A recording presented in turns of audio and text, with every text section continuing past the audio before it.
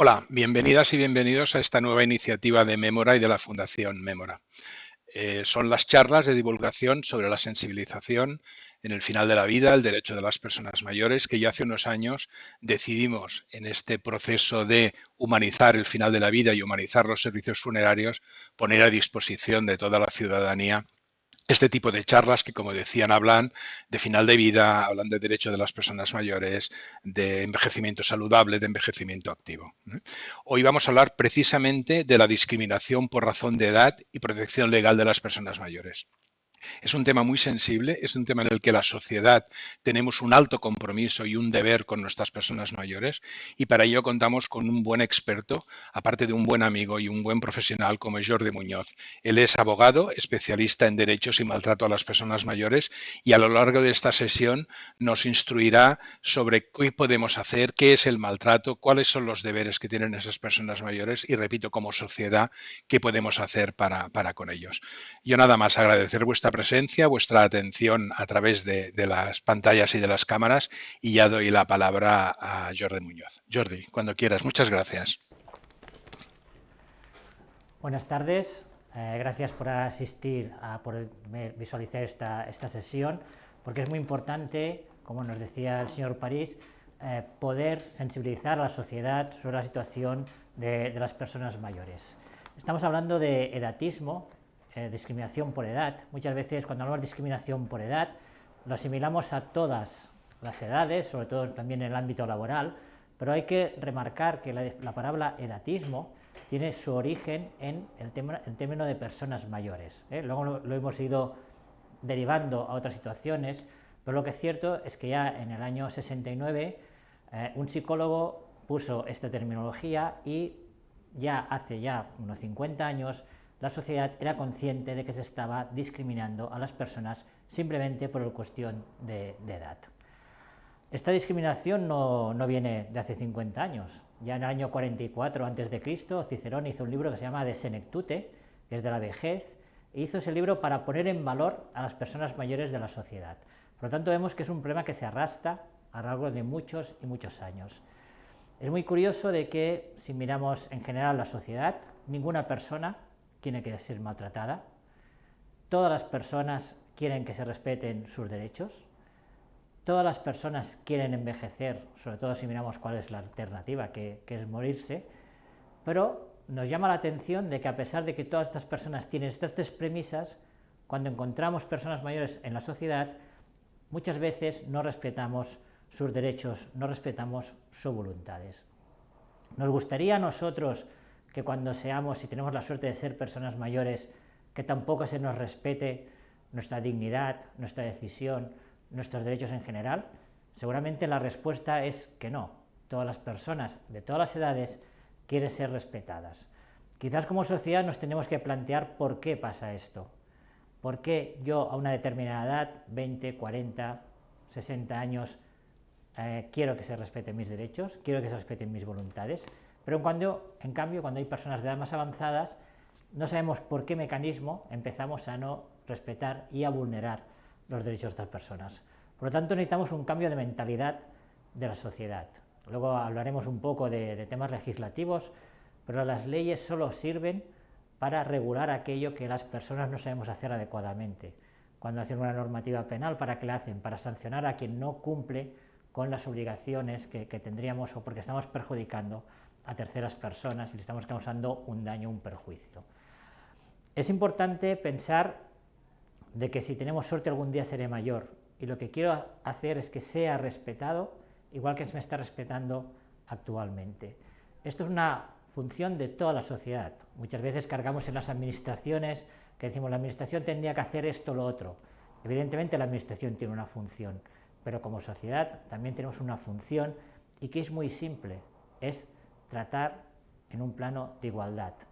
En nuestra sociedad se habla mucho del tema de la igualdad con sectores que están discriminados o maltratados, como puede ser la violencia hacia la mujer o la igualdad que no tienen muchas mujeres, como puede ser la discriminación por racismo, por homofobia. Todas estas discriminaciones salen, precisamente esta semana fue ayer el Día del Orgullo LGTBI y se celebran, se reivindica determinadas situaciones.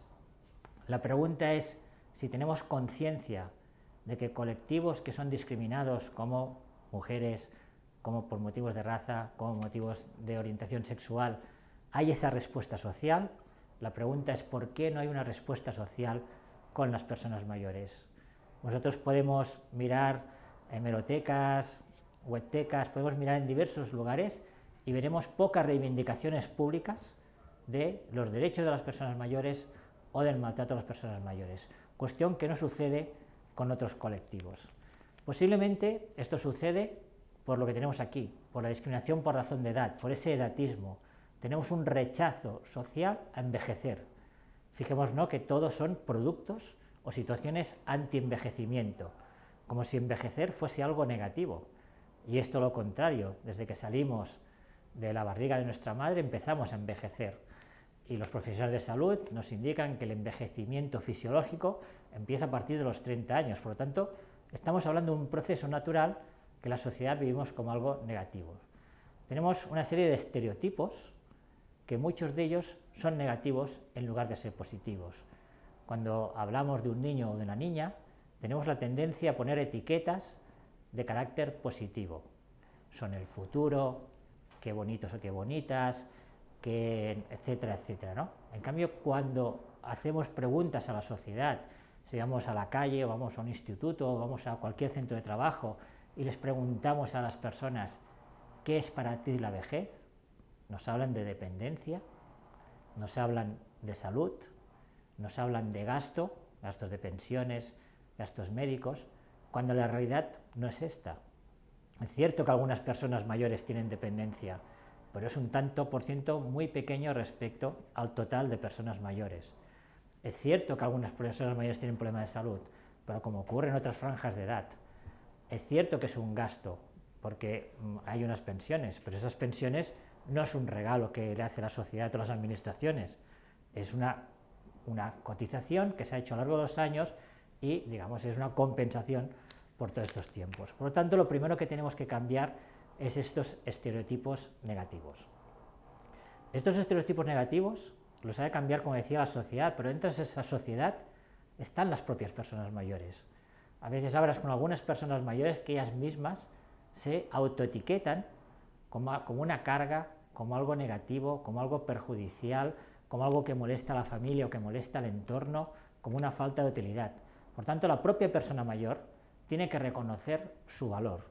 El valor que tiene como persona lo ha tenido a lo largo de su vida y también lo que ha aportado esa persona a la sociedad. Si hoy somos una sociedad más avanzada, que tenemos determinados recursos, determinadas situaciones, determinadas ventajas y todo lo complejo que es la sociedad, pero sobre todo lo que hemos ido avanzando si miramos 60 o 80 años atrás, es gracias al esfuerzo y el trabajo de esas personas mayores. ¿Cómo lo compensamos ahora? Lo compensamos discriminando solo por un factor puramente de edad. Esa discriminación la vemos en la sociedad en general, pero la podemos ver en ámbitos concretos también. Si miramos programas de televisión, telediarios, etcétera, veremos que las presentadoras y los presentadores, pocos o casi muy pocos, tienen una edad más avanzada. Es decir, los vamos apartando de determinados sitios de relevancia. Quizás porque lo vemos como un espejo, quizás porque no queremos ver una persona de 75 años que puede ser igual de activa y de útil como cualquier otra. Quizás puede ser esto. Lo vemos también en el mundo del cine o del teatro. Y muchas veces vemos reivindicaciones de actrices y de actores, tanto de cine como de teatro, que están reivindicando esta queja. Como tenemos una determinada edad, ya no nos dan papeles o nos dan papeles residuales, ¿no? Lo vemos en el mundo de la publicidad también. Hace unos años, poco antes de la COVID, salía un estudio que solo el 3% de las personas mayores participaban de anuncios publicitarios, cuando en la sociedad, en España, aproximadamente el 19% de las personas mayores son personas mayores. Esto no encaja nada. Si el 19% de la población es mayor, ¿por qué el reflejo que queremos? Supongo que nos interesa más ver los cuerpos esbeltos, la juventud, lo que sea. Nos atrae otros factores que no queremos ver porque entendemos la vejez como algo de decrepitud, de fase final de la vida, etcétera, etcétera. Pero eso tampoco es cierto. La fase final de la vida nunca sabemos cuándo es, por suerte. No tenemos una fecha de caducidad como si fuésemos un producto. Nadie sabe cuándo va a fallecer. Por lo tanto, el hecho de que no tengamos esa fecha de caducidad, por llamarlo de alguna manera, no tenemos por qué pensar que eso va a venir con la edad. También achacamos al tema de la edad el tema de las pérdidas físicas, de las pérdidas cognitivas, de las pérdidas relacionales. Pero eso es una trayectoria vital, no es por el factor edad, sino que posiblemente si tus amigos tienen 80, 85, 90 años, por expectativa de vida es posible que tengas menos vínculos. Pero ¿por qué los vínculos tienen que ser solo los de la propia edad? ¿Por qué no podemos tener relaciones intergeneracionales? Cuando se hacen proyectos intergeneracionales, vemos que es muy positivo para ambos grupos de edad, tanto para las personas jóvenes como para las personas mayores. ¿Y por qué son positivos? Porque resulta que son grupos desconocidos. También algunas personas mayores ponen una etiqueta de cómo son los jóvenes. Los jóvenes son tal, son cual. Dejemos las etiquetas, dejemos de etiquetar a todo el mundo y valoremos a las personas como tal. Otra cosa que tenemos que modificar para que no se dé esta discriminación por edad, para que no haya este edatismo, es el tema también del lenguaje. Cuando se discrimina a la mujer, cuando se discrimina a una persona por el tema de la raza, por el tema de su orientación sexual, vemos que hay muchas campañas, muchas acciones para que tengamos un lenguaje que no sea discriminatorio y que sea inclusivo. Pero vemos que no hay campañas para que no exista un lenguaje discriminatorio o inclusivo hacia las personas mayores. Todas las personas somos edadistas, todas. Yo desde el año 93, hace casi 30 años que me dedico a derechos de las personas mayores, hace 22, 23 que me dedico a maltrato a personas mayores, y en mi día a día seguro que en algún momento hago algún comentario que es edadista. Te mueves como una vieja, te repites como un viejo, igual que utilizar la palabra vieja o viejo, ¿no? Como si fuese un mueble o lo que sea, ¿no? Es una persona de edad. A mí me gusta mucho que, por ejemplo, en los países de Hispanoamérica hablan del adulto mayor. Es un adulto con más años, simplemente. O sea, envejecer es tener más años. No es nada absolutamente negativo ni despreciable, ¿no? Por lo tanto, insisto, tenemos que hablar también, hacer campañas para que el lenguaje no discrimine a las personas de edad y que sea un lenguaje inclusivo. Con esto de la discriminación no estamos pidiendo privilegios o prioridades para las personas mayores, estamos pidiendo simplemente igualdad, que sean tratadas igual que el resto de la población. Todas las personas han de ser tratadas, tengan 3 años, 15, 25, 80, tienen que ser respetadas de la misma manera. No podemos poner el factor edad como excusa para esa discriminación. Y algunas personas pueden pensar, bueno, pero esto se arregla con leyes. Posiblemente si hubiesen leyes, esto no pasaría. Yo no comparto esta opinión, porque las leyes solo sirven para regular aquellos comportamientos que no sabemos hacer de manera natural. Estoy convencido que las personas que hoy o cualquier día se interesen por esta webinar, en ningún momento son personas que tienen una mentalidad discriminatoria o seguramente no estarán pensando en saltarse alguna normativa o van a tratar mejor a las personas mayores porque haya una normativa. La van a tratar mejor a una persona mayor simplemente porque consideran que es una persona y que tiene el derecho a ser tratada en un plano de igualdad al resto de personas. Es por ello que las leyes sirven para regular convivencias de personas que no saben regular la convivencia o para sancionar personas que tienen comportamientos delictivos o que se saltan las normativas, ¿no? Por lo tanto, hemos de empezar más en la concienciación social, en hacer campañas de sensibilización y de concienciación, que no en temas legislativos. Y hablando de sensibilización y concienciación, si les digo qué pasó el día 15 de junio, qué se celebraba el día 15 de junio, estoy convencido que no solo ustedes, sino muchas personas que están por cualquier población de España, seguramente no saben qué se celebraba el día 15 de junio. Y el día 15 de junio se celebraba el Día de la Concienciación y Sensibilización del Abuso y Maltrato a las Personas Mayores, Día Internacional. No aquí o en la Comunidad Europea, no, en todo el mundo. Eso quiere decir que es un problema global, esa discriminación y ese maltrato que se sufre. Si miramos los medios de comunicación, sea radio, prensa, televisión, en redes sociales, veremos que hay muy pocas noticias que nos hablen de esta problemática. Si vemos otras problemáticas que salen, se hace un abordaje completo y extenso, lo cual me parece perfecto, porque es una manera de sensibilizar y concienciar. La pregunta es, ¿por qué no pasa lo mismo con las personas mayores, que son parte de la sociedad? Por lo tanto, hemos de empezar a cambiar. Y hace un momento hacía referencia a normativa. ¿La normativa nos puede ayudar a cambiar esa mentalidad? Seguramente la normativa no es la solución, pero ya que como sociedad tenemos unas carencias, hacemos estas conductas discriminatorias, pues tiene que venir las administraciones, el legislador, los gobiernos a establecer unos parámetros legales para que se respeten estos derechos. Podemos empezar con la Constitución del año 78. La propia Constitución nos indicaba que las personas mayores, que todas las personas son iguales ante la ley, por lo tanto, todas las personas son las personas de cualquier edad, ¿no?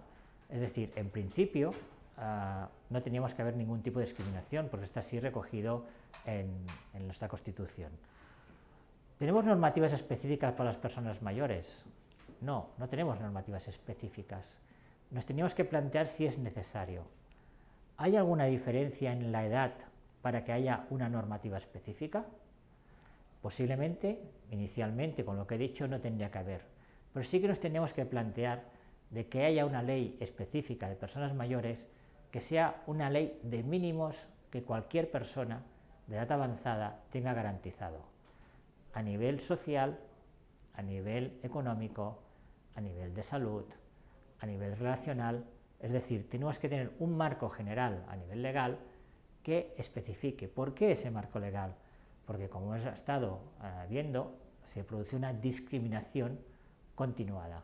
Por lo tanto, si con colectivos que se hace una discriminación hacemos leyes para poner en valor los derechos de estas personas y para darles un cobijo, una protección, y que estén en ese plano de respeto como con otras personas, sí que sería adecuado, y de hecho ya hay iniciativas para que haya una ley específica de personas mayores, pero no una ley específica que dé privilegios respecto a otras. Eso sería una discriminación también, sería una discriminación en el sentido de por qué una persona, simplemente por tener 70 años, tiene que tener más derechos que otra.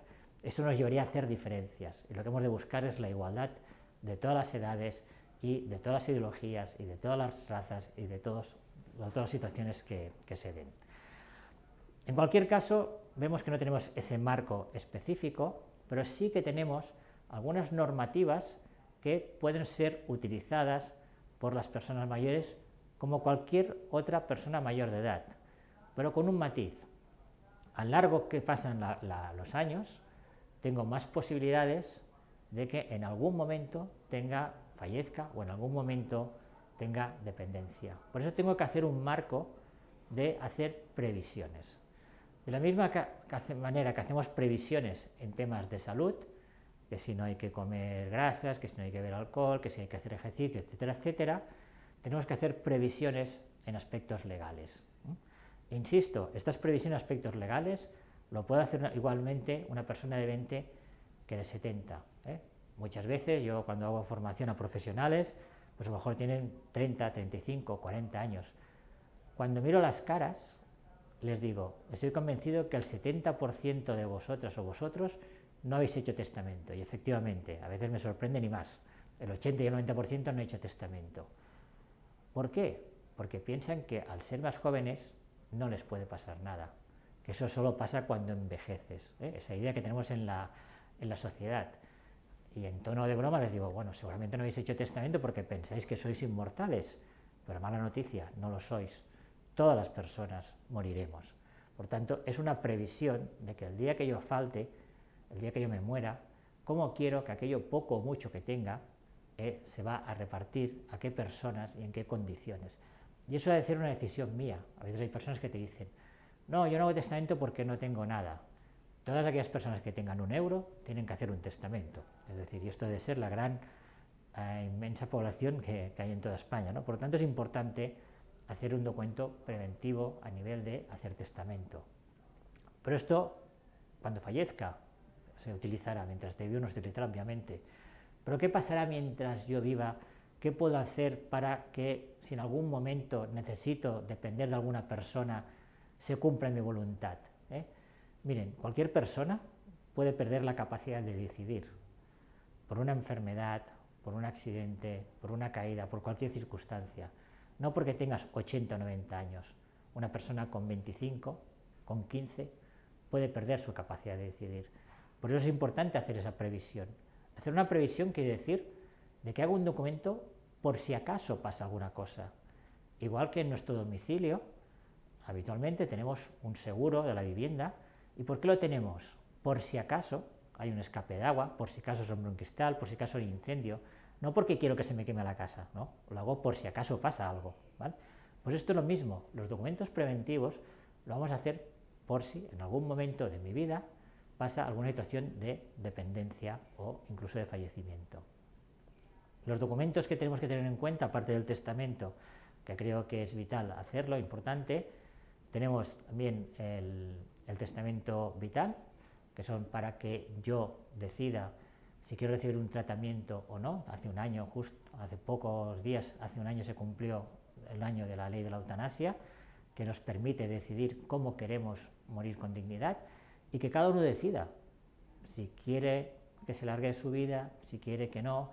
Hay todo un mecanismo para eso, pero esa decisión la hemos de tomar nosotros, no nuestro entorno, por mucho que nos quiera, por mucha relación que tengamos. Tengo la posibilidad en un testamento vital de establecer cómo quiero ser tratado a nivel, en una fase final de mi vida, si no puedo yo decidirlo o no puedo manifestarlo. Lo hago, se queda ahí congelado en un registro y no hace falta preocuparse de nada. Nombro a una persona o personas representantes que sean el interlocutor con el equipo médico y es un documento fácil de hacer, que lo puedo hacer tanto en mi centro de salud, que tendrá un coste cero, no tendrá ningún coste si lo hago en un centro público de salud, o lo puedo hacer ante notario. En este caso pues sí que tendrá los honorarios de la notaría, ¿no? Otro documento a tener en cuenta es el documento de autocuratela. Hasta septiembre se llama autotutela, ahora se llama autocuratela, que también es un documento que si en algún momento pierdo la capacidad y necesito medidas de apoyo, necesito soporte, ¿quién quiero que sea esa persona o personas que hagan? Que yo, ahora que puedo decidir plenamente, decida quién va a cuidar de mí, en qué condiciones, quién va a ser esa persona y, en definitiva, dar instrucciones para hacerme ese acompañamiento de soporte o de ayuda.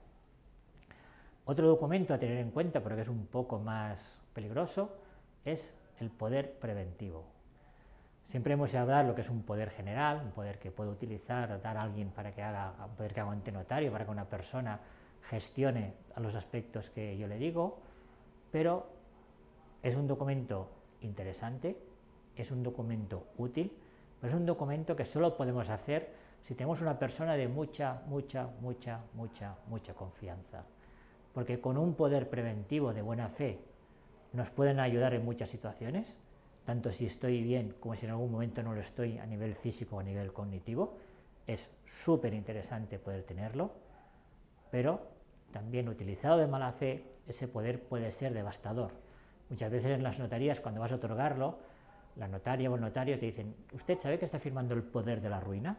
¿Por qué les explican esto? Les dicen el poder de la ruina para que sepan de que es un documento que nos pueden quitar todo. Por eso digo que si se utiliza con mala fe, nos podemos quedar sin piso, sin dinero, y no solo esto, sino que además nos pueden poner deudas. Yo con un poder que faculto a alguien, pues me puede pedir un crédito, yo no ver el dinero que se lo queda a la otra persona, y por tanto tengo ahí una carga para el resto de mi vida. Por lo tanto, poder preventivo, un documento muy útil, muy práctico, muy conocido, pero que tenemos que valorar en función de nuestra relación de confianza con el entorno, si otorgarlo o no. Hasta aquí esta explicación. Les agradezco que hayan asistido a la webinar y mucha suerte y sobre todo respeten el derecho de las personas mayores y hagan prevenciones a nivel jurídico. Gracias.